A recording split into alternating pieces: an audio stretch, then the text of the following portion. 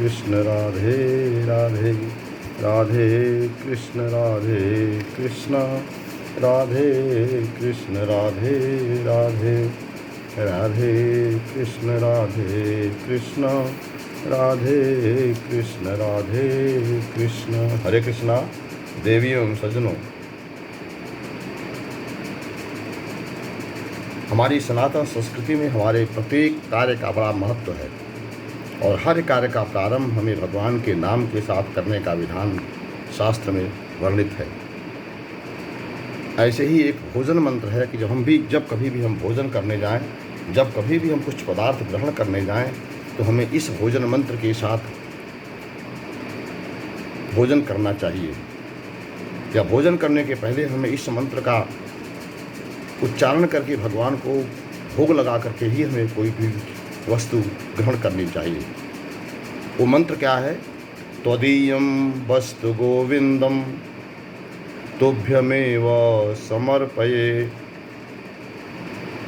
गृहाण सम्मुखो भूत्वा प्रसीद परमेश्वर। अर्थात त्वदीयं वस्तु गोविंद, हे गोविंद। गोविंद कहते हैं, गो माने इंद्रियां, और जो इंद्र कहते हैं स्वामी को, यानी जो हमारी इंद्रियों के स्वामी हैं, जो हमारी समस्त इंद्रियों के अधिष्ठाता हैं, जो हमारी समस्त इंद्रियों के कंट्रोलर हैं। भूख भी एक इंद्रिय हमारी है, प्यास भी हमारी एक इंद्रिय है। तो इसके जो अधिष्ठाता हैं, इसके जो स्वामी हैं, इसके जो मालिक हैं, उसको गोविंद कहते हैं, यानी कृष्ण कहते हैं, यानी भगवान कहते हैं। तो भूख प्यास के अधिष्ठाता गोविंद को अगर हम कोई वस्तु समर्पित करके उसे ग्रहण करते हैं, भगवान को कोई वस्तु ग्रहण करके क्षमा करें, प्रदान करके भोग लगा करके अगर हम कोई वस्तु ग्रहण करते हैं, तो वह वस्तु हमारे लिए पदार्थ हमारे लिए प्रसाद बन जाता है। और जब हम किसी प्रसाद को ग्रहण करते हैं तो हमारे लिए बलवर्धक, पुष्टिवर्धक, स्वास्थ्यवर्धक और सब प्रकार से कल्याणकारी होता है। लेकिन जब हम भगवान को समर्पित नहीं करके सीधे किसी वस्तु को, किसी भोजन को, किसी चीज़ को ग्रहण कर लेते हैं, तो हमारे लिए प्रसाद की जगह वह प्रमाद बन जाता है। प्रमाद माने अहंकार, यानी यह मैंने प्राप्त किया है, यह मेरा है, यह मैंने लिया है, यह मैंने ग्रहण किया है, यह मैंने अर्जित किया है। तो इस प्रमाद के साथ अगर आप कोई वस्तु ग्रहण करते हैं, तो गीता में भगवान कहते हैं कि अगर कोई वस्तु बिना हमको समर्पित किए हुए ग्रहण की जाती है, स्वीकार की जाती है जीव के द्वारा, इंसान के द्वारा, तो वह चोरी कहलाता है। चोरी क्यों? क्योंकि संपूर्ण ब्रह्मांड भगवान की संपत्ति है और किसी की संपत्ति को बिना उनकी आज्ञा के, बिना उनकी अनुमति के प्राप्त करना, उसे ग्रहण करना, उसका उपभोग करना, ये चौर कार्य है। और चौर कार्य के लिए, चोरी के कार्य के लिए जिस प्रकार से समाज में, व्यवहार जगत में आप देखते हैं कि शिकायत होने पर पुलिस ले जाती है, जेल भेजती है, आपको दंड देती है, और उस जेल में उस दंड के द्वारा आपको तमाम तरह की यातनाएं दी जाती हैं, कष्ट भोगने पड़ते हैं। उसी प्रकार से आध्यात्मिक जगत में अगर कोई, संपूर्ण जगत जो है ये भगवान की संपत्ति है। छोटी से छोटी और बड़ी से बड़ी प्रत्येक वस्तु भगवान की है, और बिना भगवान से अनुमति लिए, बिना भगवान को भोग लगाए, बिना भगवान को ग्रहण कराए अगर हम कोई वस्तु ग्रहण कर लेते हैं, तो वह चोरी का कहलाता है। और चोरी की अगर वस्तु हम कोई चीज़ ग्रहण करते हैं और पकड़े जाने पर जिस प्रकार से व्यवहार जगत में हमें दंडित होना पड़ता है, लज्जित होना पड़ता है, शर्मिंदा होना पड़ता है समाज में, उसी प्रकार से हमें भगवान के सामने आध्यात्मिक जगत में भी अगर हम कोई वस्तु ग्रहण करते हैं बिना उनको भोग लगाए, तो भगवान के सामने हमको लज्जित होना पड़ता है, क्योंकि यह चौर कार्य है, यह चोरी का कार्य है। और चोरी का वस्तु अगर हम कोई भी चीज़ ग्रहण करते हैं तो हमारे लिए प्रसाद की जगह प्रमाद बन जाता है, और जब प्रमाद बन जाता है तो वही वस्तु जो भगवान को चढ़ाने के पश्चात प्रसाद बन गया था, हमारे लिए रोग नाशक, शोक नाशक, चिंता नाशक, बलवर्धक, पुष्टिवर्धक और स्वास्थ्यवर्धक था, वही वस्तु हमारे लिए रोग शोक, पतन, पराभव का कारण बन जाता है।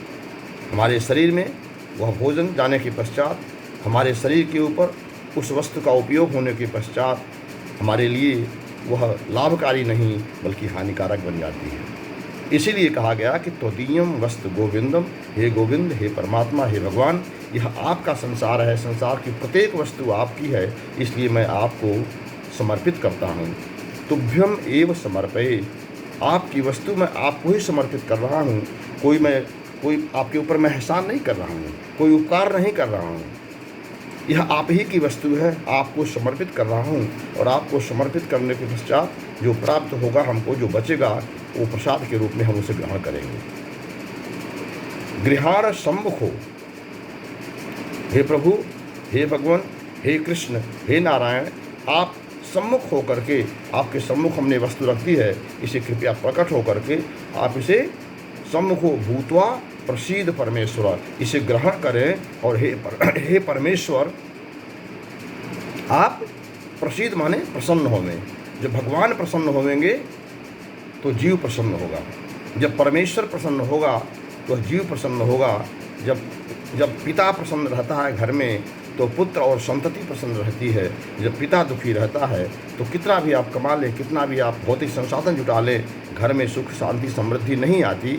उसी प्रकार से अगर हमारा परम पिता परमेश्वर हमारे ऊपर संतुष्ट नहीं है, हमारे ऊपर खुश नहीं है, हमारे कार्यों से, हमारे आचरण से, हमारे व्यवहार से, हमारे चिंतन चरित्र से अगर वह खुश नहीं है तो वह हमारे लिए, हम कितना भी भौतिक संसाधन, कितना भी हम भौतिकता, यश, लाभ, कृति प्राप्त कर लें, लेकिन हमें रात में चैन नहीं आएगी, रात में हमको नींद नहीं आएगी, क्योंकि हमने चोरी किया है अपने परमपिता परमेश्वर के द्वारा उनकी दी हुई संपत्ति को बिना उनकी अनुमति के, बिना उनको भोग कराए हमने उसको ग्रहण किया है। इसलिए हमें क्या करना है कि जो भी वस्तु हमारे सामने भगवान की कृपा से प्राप्त होती है, चाहे भोजन के रूप में, चाहे वस्त्र के रूप में, चाहे वह किसी भी रूप में, हमें पहले उसको भगवान को समर्पित करना है। हम गृह प्रवेश क्यों करते हैं?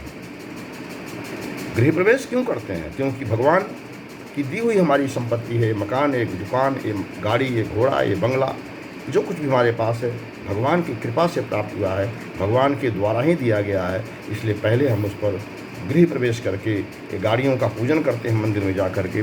तो हम इसको पहले इसलिए कि हे प्रभु, यह आपकी संपत्ति है, आपके द्वारा दिया गया है, इसलिए पहले मैं आपको समर्पित करता हूँ। आप विराजिए, आप भोग करिए, ताकि हमारे लिए यह प्रसाद बन जाए। और जब प्रसाद बन जाएगा तो वही बंगला, वही गाड़ी, वही पद, वही प्रतिष्ठा, वही यश, वही लाभ, वही हानि नहीं, वही यश, वही कीर्ति, वही भोजन हमारे लिए रोग नाशक, शोक नाशक, बलवर्धक, पुष्टिवर्धक हो जाएगा, हमारे लिए लाभकारी हो जाएगा। इसलिए हमें आज से यह एक संकल्प लेना चाहिए कि हम जो भी वस्तु ग्रहण करेंगे उसे हम भगवान को भोग लगा करके, भगवान को समर्पित करके, भगवान के सम्मुख पहले रख करके और उसे प्राप्त उस प्रसाद के रूप में उसे ग्रहण करेंगे।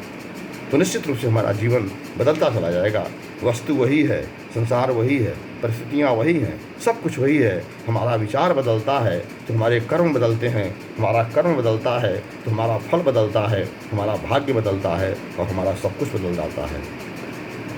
इसलिए आइए हमें संकल्प लें कि अपने विचारों को बदलेंगे और अच्छे विचारों के साथ में सब कुछ भगवान को समर्पित करके भगवान के संरक्षण में, भगवान की अधीनता में रहते हुए सब कुछ ग्रहण करेंगे और प्रसाद के रूप में इस संपूर्ण संसार को भोग करते हुए अपने परम लक्ष्य परमात्मा की प्राप्ति करेंगे। हरे कृष्णा, हरे कृष्णा, हरे कृष्णा। यदि आपको हमारा वीडियो अच्छा लगता हो तो आपको हमारे इस वीडियो को शेयर करना चाहिए। अधिक से अधिक लोगों को हमारे YouTube चैनल गोपाल माधव दास को सब्सक्राइब करना चाहिए और इसे लाइक करके इस दास पर अपना आशीर्वाद की वर्षा करनी चाहिए। हरे कृष्णा, हरे कृष्णा, हरे कृष्णा।